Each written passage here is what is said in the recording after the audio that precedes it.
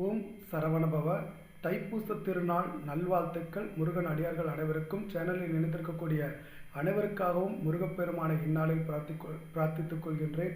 அனைவரும் ஆரோக்கியத்துடன், நிறை செல்வத்துடன், மகிழ்ச்சியுடன், நிம்மதியுடன் நீண்ட நாட்கள் வாழ வேண்டும் என முருகப்பெருமானை பிரார்த்தித்துக் கொள்கின்றேன்.